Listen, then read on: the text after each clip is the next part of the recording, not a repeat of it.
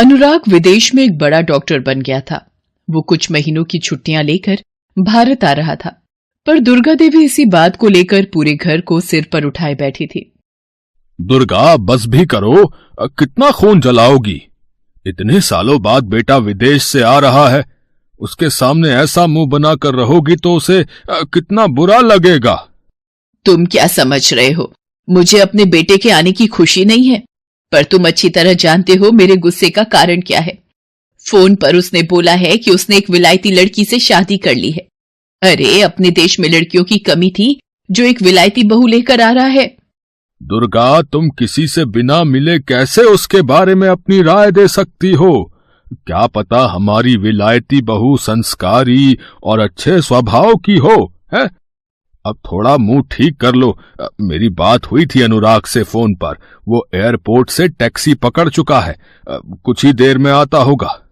अनुराग ने विदेश में ही ग्रेसी नाम की एक अंग्रेज लड़की से शादी कर ली थी, जो कि उसी की तरह एक बड़ी डॉक्टर थी।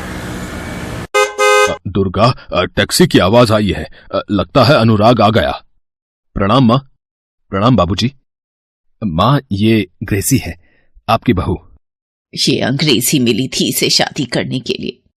नमस्ते माँ जी। नमस्ते बाबूजी। अरे बस बस, जीती रहो बहू। अनुराग बेटा, बहू को घर के भीतर ले चलो। अनुराग, बहू को हिंदी के ये थोड़े बहुत शब्द सिखाकर लाया है क्या? माँ जी, मुझे हिंदी आती है। मेरी मॉम इंडियन है, उन्होंने मुझे हिंदी बोलना सिखाया है। अच्छा, तो तेरी माँ ने एक अंग्रेज से शादी की और अनुराग को तू मिल गई। दुर्गा, कुछ तो सोच समझ कर बोला करो। बहू को आए अभी 2 घंटे भी नहीं हुए और तुम शुरू ही हो गई हो।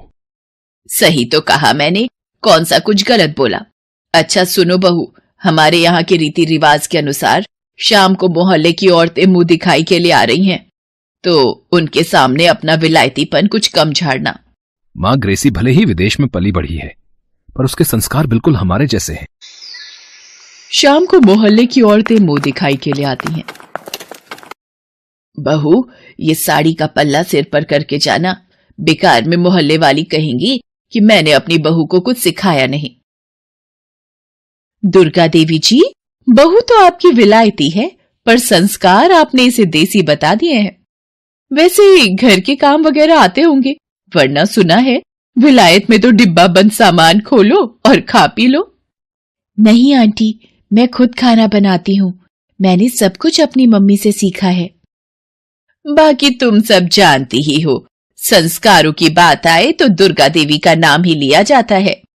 इस तरह ग्रेसी चुपचाप अपनी विलायती सास को खुश करने की कोशिश में लगी रहती। ये क्या बना रही हो बहू? माँ जी, टमाटो सूप बना रही हूँ, आप सबके लिए। ठंड भी बढ़ गई है, सूप सर्दियों में पीना सेहत के लिए फायदेमंद है। तभी मैं सोचूं मेरा अनुराग इतना कमजोर क्यों हो गया है। तो उसे बिना मिर्च मसाले और बिना देसी घी खिलाए ये उबले टमाटर पीने को दे देती होगी, तभी तो बिल्कुल पतला डंडी हो गया है मेरा अनुराग।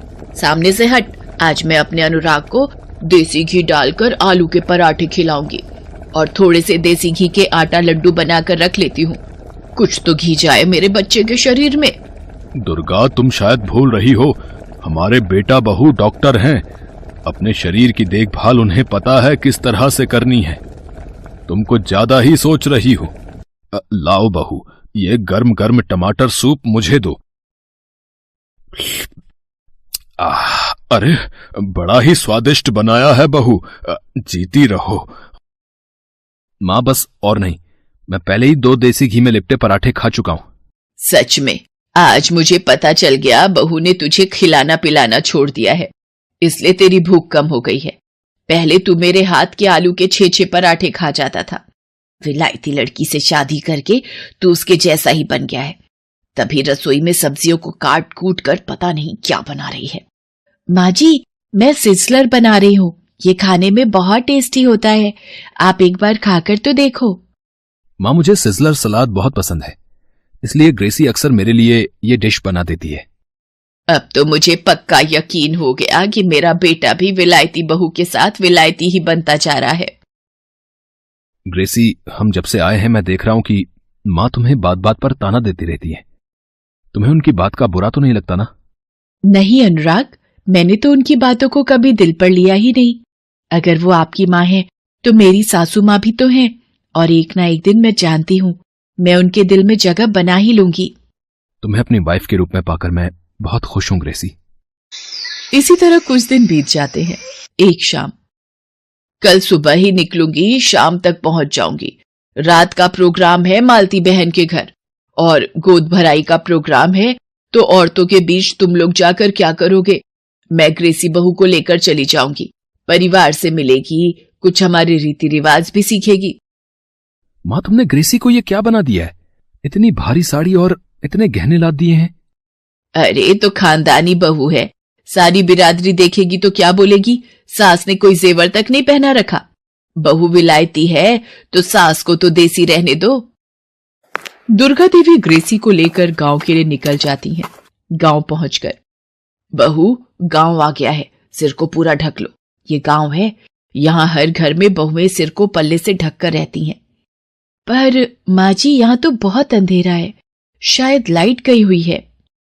बहू, ये हमारा गांव है, तुम्हारा विलायत नहीं। यहाँ अक्सर बत्ती गुल ही रहती है और आती जाती रहती है। माँ जी, लगता है मेरे पैर गीली गीली मिट्टी में पड़ गए हैं। ये तो बदबूदार मिट्टी है माँ जी। बहू, ये बदबूदार मिट्टी नहीं, शुद्ध खुशबूदार गाय का गोबर है। इसके उपले बनाकर चूल्हा और अंगीठी जलाते हैं जिस पर खाना बनता है। अच्छा, सचमुच इंडिया कितना क्रिएटिव है, नए नए आइडियाज खोजता रहता है। आओ आओ दुर्गा भाभी। अच्छा, तो ये है विलायती बहू। शहर में तो देसी सास विलायती बहू की जोड़ी खूब रंग जमा रही होगी। वो तो है दीदी, अब मुझ जैसी सीधी सास हर किसी की किस्मत में नहीं होती ना। ये ताना बहुत बढ़िया मारा है भाभी तुमने, तुम तो बिल्कुल भी ना बदली हो। चलो आ जाओ, अपनी बहू से तो मिलो। आओ ग्रेसी बहू, तुम भी आओ। पूनम देखो, दुर्गा भाभी और उनकी विलायती बहू तुम्हारी गोद भराई की रस्म के लिए आई हैं। ग्रेसी, तुम बहुत सुंदर हो, तुम्हारे सुनहरे बाल तो बहुत खूबसूरत है। तुम भी बहुत प्यारी हो पूनम। कौन सा मंथ मतलब महीना चल रहा है पूनम? ये लो, इसकी डॉक्टरी शुरू हो गई। ग्रेसी, मेरा 7वां महीना चल रहा है, 2 महीने और अभी बाकी है। इस तरह सब लोग बातें करने लगते हैं और पूनम की गोद भराई की रस्में शुरू हो जाती हैं। ग्रेसी को यह सब देखकर बहुत अच्छा लग रहा था। तभी अचानक, माँ जी, मेरे पेट में दर्द हो रहा है, वो भी रुक रुक कर। अरे, मेहमानों की भीड़ भाड़ में हो जाता है। अभी तुम चुप करके बैठी रहो बहू, अभी और रस्में बाकी हैं। क्या हुआ मालती दीदी, पूनम कुछ बोल रही है? कुछ नहीं भाभी, मेहमानों के बीच थोड़ी थकावट हो गई है, शायद इसीलिए पेट में दर्द बता रही है। पूनम, कैसा दर्द हो रहा है तुम्हें, मुझे थोड़ा सा बताओ। पता नहीं ग्रेसी, मीठा मीठा दर्द हो रहा है, कभी उठता है कभी रुक जाता है। ये लक्षण तो लेबर पेन के हैं। पूनम, मुझे लगता है तुम्हें लेबर पेन स्टार्ट हो गए हैं, यानी कि बच्चा होने का दर्द। अरे, अभी तो 2 महीने बाकी हैं, अभी कैसे बच्चा हो जाएगा? तुम भी कमाल करती हो ग्रेसी बहू। बुआ जी, जरूरी नहीं कि बच्चा पूरे 9 महीने बाद ही हो।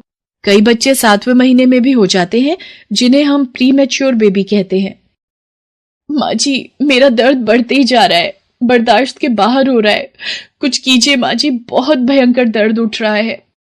अब क्या होगा? रामकली दाई तो अपने बेटे के घर शहर गई हुई है, अब क्या होगा? तो दीदी, दूसरी दाई को बुला लो। भाभी, ये छोटा सा गांव है, यहाँ पर एक ही दाई है। डॉक्टर भी शहर में रहते हैं जो सुबह आकर शाम को अपने घर चले जाते हैं। अब क्या होगा, कुछ समझ नहीं आ रहा। आप घबराइए मत बुआ जी, सब ठीक हो जाएगा। मैं पूनम को कमरे में लेकर जाना चाहती हूँ। मैं करूंगी पूनम की डिलीवरी, जिसमें मुझे आपकी मदद चाहिए। पर तुम कैसे करोगी? मुझे तो बड़ी घबराहट हो रही है।